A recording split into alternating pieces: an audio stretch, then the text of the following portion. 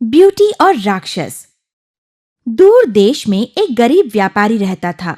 उसकी 3 बेटियां थी, ब्लिस, ब्लॉसम और ब्यूटी। वो व्यापारी अपनी तीनों लड़कियों से बहुत प्यार करता था, लेकिन ब्यूटी उसकी सबसे लाडली थी। एक दिन वो व्यापारी दूर देश में व्यापार करने लंबी यात्रा पर निकला। आते वक्त उसने अपनी लड़कियों से तोहफे लाने का वादा किया। ब्लिस और ब्लॉसम को अच्छे अच्छे कपड़े और सुंदर गहने चाहिए थे। तुम्हें क्या चाहिए ब्यूटी? गुलाब चाहिए पिताजी, सुंदर लाल गुलाब। दूर देश पहुंचकर उस व्यापारी ने बहुत पैसे कमाए। आते समय उसने अपनी दोनों बेटियों के लिए तोहफे लिए, लेकिन उसे कहीं भी लाल गुलाब नहीं मिले। निराश होकर वो घर निकल पड़ा। अचानक वहां एक बहुत बड़ा तूफान आया। उसने दूर एक महल देखा और वो उस महल के अंदर गया, हेलो, कोई है यहाँ? लेकिन किसी ने जवाब नहीं दिया। वहां कोई नहीं था। उसने देखा कि वहां स्वादिष्ट खाना और सोने के लिए नर्म पलंग रखा था। खाना खाकर वो गहरी नींद सो गया। दूसरे दिन सुबह वो महल में घूम रहा था। अचानक उसने सुंदर गुलाब के पेड़ देखे। जब वो एक फूल तोड़ने ही वाला था, तभी वहां एक बहुत बड़ा राक्षस प्रकट हुआ। चोर, तेरी हिम्मत कैसे हुई मेरे गुलाबों को छूने की? मैं अब तुम्हें कैद में डाल दूंगा। नहीं नहीं नहीं साहब जी, कृपया कृपया मुझे माफ कर दीजिए। ये मैं मेरी बेटी के लिए ले जा रहा था। कृपया आखिरी बार मुझे मेरी बेटी से मिलने दें। उस व्यापारी का अपने परिवार से प्यार देखकर राक्षस ने उसे जाने दिया। ठीक है, तुम जा सकते हो, लेकिन तुम्हें वापस आना होगा और सजा लेनी होगी। ये अंगूठी ले लो, ये तुम्हें यहाँ वापस लाएगी। व्यापारी खुशी से घर लौटा और उसने अपनी लड़कियों को सारी बात सुनाई। दूसरे दिन उसे उस राक्षस के महल में वापस जाना था। जाना जरूरी है पिताजी। हमें आपकी बहुत याद आएगी। उस रात जब सब सो रहे थे, तब ब्यूटी ने वो जादू की अंगूठी निकाली और उसका उपयोग करके वो राक्षस के महल पहुंची। कौन हो तुम? जिन्होंने आपके बगीचे से गुलाब तोड़े वो मेरे पिताजी थे। उन्होंने वो सब मेरे लिए किया, इसलिए सजा तो मुझे ही मिलनी चाहिए, उन्हें नहीं। राक्षस मान गया। उसने ब्यूटी को बहुत सारे अच्छे अच्छे कपड़े, स्वादिष्ट खाना और अपने बागीचे से बहुत सारे फूल दिए। उन्होंने एक साथ खाना खाया और बहुत सारी बातचीत की। असल में उस राक्षस को ब्यूटी से प्यार हो गया था, लेकिन वो ब्यूटी से कहने के लिए डर रहा था, क्योंकि वो बहुत बदसूरत था। यहाँ ब्यूटी भी राक्षस का दयालुपन देखकर उसे चाहने लगी थी, लेकिन उसे अपनी बहनों और पिताजी की बहुत याद आ रही थी। एक दिन, मुझे अपने परिवार की बहुत याद आ रही है, मैं जाऊं? ठीक है, तुम जा सकती हो, लेकिन याद रखना, मैं तुम्हें सिर्फ 10 दिन के लिए छोड़ रहा हूँ। 10 दिन के बाद तुम्हें यहाँ वापस आना होगा। उसकी शर्त मंजूर करके ब्यूटी घर गई। सारा परिवार उसे देखकर बहुत खुश हो गया। दिन गुजरते गए। अब तो 10वां दिन भी गुजर गया। ब्यूटी ने सोचा कि वो एक दिन और रुकेगी। उस रात को उसे एक सपना आया। सपने में उसने देखा कि वो राक्षस मर रहा है। घबराकर अगले ही सुबह वो वापस महल चली गई। सुनो, मैं वापस आ गई हूँ। लेकिन किसी ने जवाब नहीं दिया। वो बागीचे में गई। उसने देखा कि राक्षस वहां पड़ा हुआ था। ओह राक्षस, तुम्हें जीना होगा। तुम कितने अच्छे हो। मैं तुमसे बहुत प्यार करती हूँ। तुम बदसूरत हो, लेकिन मुझे उसमें भी अच्छाई नजर आती है। जैसे ही ब्यूटी ने ये कहा, उस राक्षस का रूपांतर एक बहुत ही सुंदर राजकुमार में हो गया। मैं राजकुमार माइकल हूँ। ये एक बूढ़ी परी का श्राप था, क्योंकि मैं हमेशा बदसूरत जानवरों पर अन्याय करता था। वो श्राप तभी टूट सकता था जब कोई मेरे बदसूरत होने के बावजूद मुझसे प्यार करे। और ब्यूटी, तुमने इस राक्षस से प्यार किया। माइकल और ब्यूटी ने विवाह कर लिया। ब्यूटी के पिता और बहनें भी उनके साथ रहने आ गए और वो सभी सुख चैन से रहने लगे। स्नो वाइट और 7 बौने। किसी जमाने में एक बहुत सुंदर राजकुमारी थी। वो इतनी गोरी थी कि उसका नाम स्नो वाइट रखा गया। स्नो वाइट की सौतेली माँ रानी एल्सा बहुत ही दुष्ट थी। वो स्नो वाइट के साथ बहुत बुरा व्यवहार करती थी। रानी के पास एक आईना था। रोज सुबह रानी उस आईने में देखकर आईने से पूछती थी, आईने आईने ये बता, सबसे सुंदर कौन है भला? तुम दुष्ट हो, लेकिन सबसे सुंदर तो तुम ही हो मेरी रानी। कई साल बीत गए। स्नो वाइट अब बड़ी हो गई थी। एक दिन आईने ने रानी को अलग ही जवाब दिया। तुम सबसे दुष्ट हो, पर सबसे सुंदर नहीं। सबसे सुंदर तो स्नो वाइट है मेरी रानी। आईने के जवाब से रानी को इतना गुस्सा आया कि उसने स्नो वाइट को महल से निकालकर जंगल भेज दिया। दूर घने जंगल में स्नो वाइट अकेली थी। वो बहुत भूखी, प्यासी, थकी हुई और घबराई थी। जंगल में भटकते हुए दूर उसने एक झोपड़ी देखी। वो उस झोपड़ी के अंदर गई। वहां एक टेबल पर अनेक प्रकार का भोजन रखा हुआ था। वहां 7 थालियां और 7 चम्मच भी रखे हुए थे। ओह, मुझे भूख लगी है, पहले मैं कुछ खा लेती हूँ। स्नो वाइट ने खाना खा लिया। अगले ही कमरे में उसने देखा कि 7 छोटे छोटे पलंग एक कतार में रखे हुए हैं। स्नो वाइट बहुत थक चुकी थी। 7 पलंग जोड़कर वो उस पर लेट गई और जल्द ही गहरी नींद सो गई। कुछ समय बाद 7 बौने वहां आए। वो झोपड़ी उनकी ही थी। उन्होंने देखा कि स्नो वाइट वहां पर सो रही है। कौन हो तुम? मेरा नाम स्नो वाइट है। मेरी सौतेली माँ ने मुझे घने जंगल में छोड़ दिया। अच्छा, तो वो तुम हो जिसने हमारा खाना खाया। मुझसे गलती हो गई, मुझे माफ कर दो। बौनों ने देखा कि स्नो वाइट तो बहुत अच्छी और दयालु लड़की है, इसीलिए उन्होंने उसे मदद करने का वचन दिया। वहां राजमहल में आईने आईने ये बता, सबसे सुंदर कौन है भला? तुम सबसे कपटी और दुष्ट हो, लेकिन स्नो वाइट जो इस वक्त घने जंगल में सुरक्षित है, वही सबसे सुंदर है मेरी रानी। नहीं, मैं उसे मार डालूंगी। रानी ने अपना रूप बदलकर एक विक्रेता औरत का रूप धारण किया और फिर एक जहर भरी कंघी लेकर वो स्नो वाइट से मिलने गई। ओह लड़की, कितने सुंदर बाल है तुम्हारे। ये लो, ये कंघी तुम्हारे बालों के लिए। जैसे ही स्नो वाइट ने उस कंघी से अपने बाल संवारे, वो गहरी नींद सो गई। जब बौने घर लौट आए, उन्होंने देखा कि स्नो वाइट तो गहरी नींद में है। ये दुष्ट रानी का ही काम लगता है। इस कंघी को तो देखो। जैसे ही बौनों ने उसके बालों से कंघी निकाली, स्नो वाइट फिर से जाग गई। सभी बौने बहुत खुश हो गए। वहां राजमहल में आईने आईने ये बता, सबसे सुंदर कौन है भला? तुम बहुत दुष्ट और कपटी हो रानी, लेकिन स्नो वाइट अभी जिंदा है और वही सबसे सुंदर है। नहीं, ये नहीं हो सकता। इस बार रानी ने एक किसान औरत का रूप धारण कर लिया और एक टोकरी में जहरीले सेब भरकर वो स्नो वाइट से मिलने चली गई। झोपड़ी के नजदीक आते ही उसने देखा कि स्नो वाइट बागीचे में घूम रही है। अरे, तुम तो बहुत थकी हुई लग रही हो। लो, रसीले सेब खा लो। धन्यवाद, वैसे भी मुझे भूख लगी थी। जैसे ही स्नो वाइट ने सेब का टुकड़ा तोड़ा, वो तुरंत जमीन पर गिर गई। अब रानी को लगा कि स्नो वाइट नहीं बच सकती, वो तो मर चुकी है। खुशी से वो वहां से चली गई। जब शाम को बौने लौट के घर आए, स्नो वाइट उठो, स्नो वाइट, वो तो मर चुकी है। सारे बौने रोने लगे। उन्होंने उसे उठाकर पलंग पर रखा। कुछ देर बाद एक नौजवान राजकुमार अपने घोड़े पे सवार होकर उस जंगल में आया। उसने देखा कि 7 बौने रो रहे हैं और एक सुंदर लड़की वहां पर लेटी हुई है। वो उनके पास गया। वाह, कितनी सुंदर है ये। स्नो वाइट को देखते ही राजकुमार को उससे प्यार हो गया। ये सुंदर लड़की है कौन? बौनों ने राजकुमार को सारी कथा बताई। नीचे झुककर राजकुमार ने स्नो वाइट के गालों पर चुंबन लिया।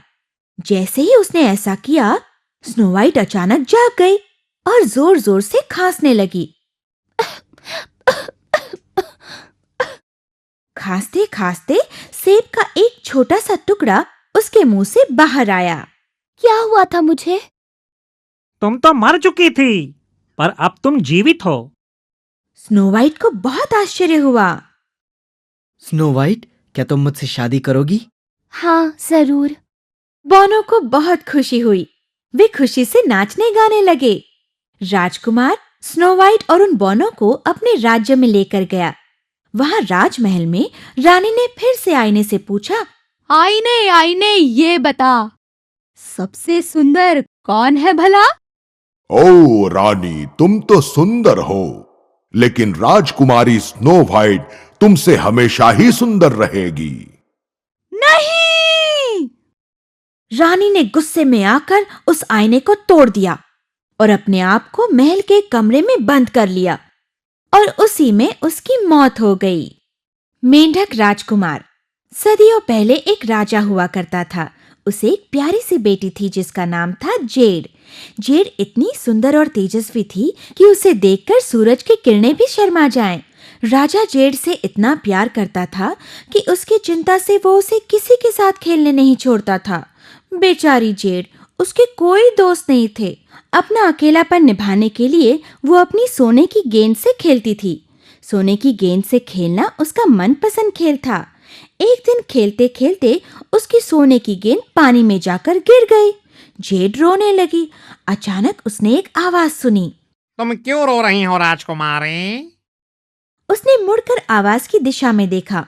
उसने देखा कि एक मेंढक अपना बड़ा बदसूरत सिर बाहर निकालकर उससे बातें कर रहा था। तुम एक बदसूरत मेंढक हो, तुम मेरी मदद क्या करोगे? रो मत राजकुमारी, मैं तुम्हारी जरूर मदद करूंगा। मुझे बताओ क्या हुआ? मेरी सोने की गेंद इस पानी में गिर गई है और ये पानी तो बहुत गहरा है। अगर मैं तुम्हारी सोने की गेंद वहां से निकालूं तो तुम मुझे क्या दोगी? जो तुम चाहो, कपड़े, गहने, जवाहरात, या फिर अगर तुम चाहो तो मैं मेरा सोने का मुकुट भी तुम्हें दे दूंगी। मुझे तुम्हारे कपड़े, सोना, जवाहरात नहीं चाहिए। अगर तुम मुझे अपनी थाली से खाने दोगी और अपने पलंग पर सोने दोगी तो मैं तुम्हारी गेंद वापस ला दूंगा। राजकुमारी ने थोड़ी देर सोचा। ये बदसूरत मेंढक, इससे कौन दोस्ती करेगा? ठीक है, मैं तुम्हें वचन देती हूँ, जैसा तुम चाहोगे वैसा ही होगा। मेंढक पानी में कूद गया और अपने मुंह में राजकुमारी की गेंद लेकर वापस आया। वो गेंद उसने वहीं घास पर रख दी। अपनी सोने की गेंद देखकर राजकुमारी को बहुत आनंद हुआ। उसने गेंद उठाई और वो मेंढक को भुलाकर वहां से भाग गई। रुक जाओ राजकुमारी।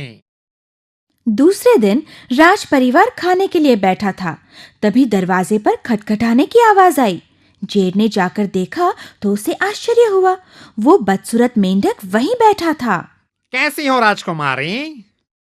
मेंढक को देखकर राजकुमारी घबरा गई। जोर से दरवाजा बंद करके वो फिर से अपनी टेबल पर आ गई। कौन था बेटी? कोई नहीं, एक बदसूरत मेंढक था। मेढक? उस मेढक को तुमसे क्या चाहिए? राजकुमारी ने अपने पिता को सब कुछ बताया। अगर तुमने कोई वचन दिया है तो निभाना ही होगा।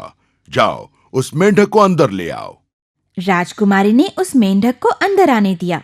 वो मेंढक अंदर आया और टेबल पर जेड की बगल में बैठ गया। मेंढक ने जेड की थाली से खाना खाया और उसी के गिलास से पानी भी पिया। मैं अब थक गया हूँ। राजकुमारी, मुझे अपने पलंग पर ले चलो। राजकुमारी ने मेंढक को उठाया और अपने सोने के कमरे में गई। पलंग के एक कोने में उस मेंढक को रखकर राजकुमारी सोने गई, पर उसे नींद नहीं आ रही थी। उसके मेंढक दोस्त ने उसके लिए गाना गाया। उसकी आवाज इतनी सुरीली और मधुर थी कि राजकुमारी आराम से सो गई। दूसरे दिन सुबह राजकुमारी से विदा लेकर मेंढक चला गया। चलो बला टल गई। रात को फिर से मेंढक वहां आया। उसने राजकुमारी की थाली से खाना खाया, गिलास से पानी पिया और पलंग पर सोने के लिए गया। सोने से पहले उसने राजकुमारी के लिए एक मधुर गीत भी गाया। अरे, कहीं इसका यही घर बसाने का इरादा तो नहीं? पर ये इतना बुरा भी तो नहीं है। अच्छा है और अच्छा दोस्त भी बन सकता है। मुझे इसकी आवाज बहुत पसंद है। तीसरे दिन भी वो मेंढक वापस आया। राजकुमारी, तुमने अपना वचन खूब निभाया। कल सुबह सूरज उगते ही तुम्हें एक आश्चर्यकारक भेंट मिलेगी। मेंढक की बातों पर जेड ने बहुत देर तक सोचा, लेकिन उसकी समझ में कुछ नहीं आया। सुबह जागने पर जेड ने एक खूबसूरत नौजवान राजकुमार को वहां देखा। उसे देखकर राजकुमारी तो आश्चर्य से दंग रह गई। धन्यवाद राजकुमारी, तुमने मुझे श्राप से मुक्ति दिलाई। हाँ, कौन हो तुम? मैं राजकुमार रोलैंड हूँ। मैं प्राणियों के साथ बहुत बुरा बर्ताव करता था, इसीलिए एक परी ने मुझे मेंढक में बदल दिया। उसने कहा था, श्राप तभी टूटेगा जब कोई सुंदर राजकुमारी मुझे उसकी थाली में 3 दिन तक खाने देगी और उसके पलंग पर सोने देगी। और वो तुमने कर दिया। क्या तुम मेरे साथ मेरे राज्य में आकर मुझसे शादी करोगी? जेड को तो अपनी आंखों पर विश्वास ही नहीं हो रहा था। हाँ, मैं तुमसे जरूर विवाह करूंगी। दोनों ने सारी बातें राजा और रानी को समझाई। उन्होंने भी खुशी से अनुमति दे दी। उस दिन के बाद जेड सभी प्राणियों के साथ दया बुद्धि से पेश आने लगी। छोटी जलपरी। महासागर के सबसे गहरे और अंधेरे हिस्से में सागर का राजा अपनी बेटी जलपरी मेलेडी के साथ रहता था। मेलेडी एक बहुत खूबसूरत जलपरी थी। उसकी आवाज बहुत सुरीली और मधुर थी। मेलेडी का गाना सुनने के लिए तो सभी तरसते थे। मेलेडी की दादी उसे हमेशा 2 पैरों वाले प्राणियों के बारे में कहानियां सुनाती थी, जिन्हें मानव कहा जाता था। समुद्र के रिवाज के अनुसार जलपरी समुद्र के ऊपर तभी आ सकती थी जब वो 16 साल की हो जाए, और आज मेलेडी 16 साल की होने वाली थी। आज तुम्हारे लिए बहुत ही खास दिन है बेटी। अब तुम समुंदर के किनारे जा सकती हो और मानव को देख सकती हो, लेकिन याद रखना उनसे बात नहीं करोगी, तुम सिर्फ उन्हें देखकर लौट आओगी। मेलेडी ने सबसे विदा ली और वो पानी के ऊपर आ गई। अरे ये तो एक जहाज है। उस जहाज के बगल से तैरते हुए उसने मानवों को देखा। उनमें से एक मानव ऊंचे कद का और बहुत ही सुंदर नौजवान था। उसने मुकुट भी पहना था। वो जरूर एक राजकुमार होगा। कितना सुंदर है वो। मेलेडी उससे प्यार करने लगी। उसी वक्त अचानक एक बड़ा तूफान आया और वो जहाज समंदर में डूबने लगा। राजकुमार भी डूबने लगा। नहीं, मैं उसे जरूर बचाऊंगी। उसने राजकुमार को पकड़ लिया और वो उसे नजदीक के किनारे ले गई। उसने उसे किनारे छोड़ दिया और समंदर में थोड़ा सा अंदर जाकर उस राजकुमार के साथ क्या होता है वो देखने लगी। उसने उसके लिए अच्छे गाने भी गाए। राजकुमार जाग गया। उसने यहाँ वहां अपने बचाने वाले को देखा, लेकिन वो मेलेडी को नहीं देख सका। कुछ समय बाद वहां से जाने वाले दूसरे लोगों ने राजकुमार की मदद की। शुक्र है भगवान का, वो सुरक्षित है। काश मैं भी इन मानवों की तरह होती। राजमहल में वापस आकर उसने अपनी दादी को सारी बात सुनाई। दिन ब दिन मेलेडी बहुत दुखी होती जा रही थी। मेलेडी, तुम बहुत चिंतित लग रही हो। हाँ दादी माँ, मैं उस सुंदर राजकुमार को नहीं भूल सकती। मुझे भी पैर चाहिए, फिर मैं भी उसके साथ जाकर रह सकती हूँ। सिर्फ एक ही व्यक्ति तुम्हारी मदद कर सकती है, समुद्री डायन। वो तुम्हें पैर दे सकती है बेटी। मेलेडी समुद्री डायन के पास गई। डायन ने उसे पैर देना तो मंजूर कर लिया, लेकिन उसकी एक शर्त थी।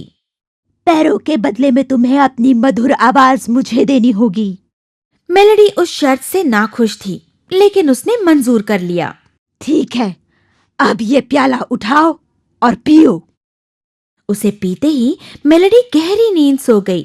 जब वो जाग गई तब उसने देखा कि वो समंदर के किनारे बैठी है। अब तो उसे 2 पैर भी थे। उसी वक्त राजकुमार समुंदर के किनारे आ गया। नौजवान लड़की, कौन हो तुम? मेलेडी ने उत्तर देने की बहुत कोशिश की, लेकिन उसकी आवाज ही नहीं निकली। इसीलिए उसने हाथों के इशारे से बताना चाहा। मेरा नाम राजकुमार किल है। मेरे साथ राजमहल चलोगी? मैं तुम्हारा अच्छा ख्याल रखूंगा। राजकुमार मेलेडी को अपने घर ले गया। रोज वो एक साथ समंदर के किनारे घूमने जाते थे, एक साथ खाना खाते थे। जल्द ही वो एक दूसरे के अच्छे दोस्त बन गए। मेलेडी ने उसके साथ इशारों से बातें करना शुरू किया। उसी वक्त गहरे सागर में, अरे, ये मेलेडी की इतनी सुरीली आवाज लेकर मैं क्या करूं? ये तो इतनी सुरीली है कि आजकल मुझसे कोई डरता ही नहीं। मेलेडी की सुमधुर आवाज उस समुद्री डायन को अपने श्राप के मंत्र भी पढ़ने नहीं देती थी। ये नहीं चलेगा, मुझे मेरी भयंकर आवाज वापस चाहिए। समुद्री डायन उस राजकुमार के महल गई और मेलेडी से मिली। देखो, तुम चाहो तो ये पैर भी रख सकती हो, लेकिन तुम अपनी आवाज वापस ले लो। मेलेडी को ये सुनकर बहुत खुशी हुई और उसने तुरंत अपनी आवाज वापस ले ली और फिर डायन को भी उसकी असली भयंकर आवाज वापस मिल गई। वो वापस गहरे समुंदर में अपने महल चली गई। आप सब लोग मुझसे जरूर डरेंगे। मेलेडी ने सुरीली आवाज में गाना शुरू किया। राजकुमार ने उस आवाज को तुरंत पहचान लिया। अरे ये तो वही आवाज है। तो तुम हो जिसने मुझे बचाया। क्या तुम मुझसे शादी करोगी? हाँ मेरे राजकुमार, जरूर करूंगी। मेलेडी और राजकुमार की शादी एक बहुत बड़े जहाज पर हुई। सागर का राजा, मेलेडी की दादी और बाकी सारी जलपरियां उस शादी के लिए आई थीं। उसके बाद मेलेडी और राजकुमार कायल खुशी से अपना जीवन बिताने लगे।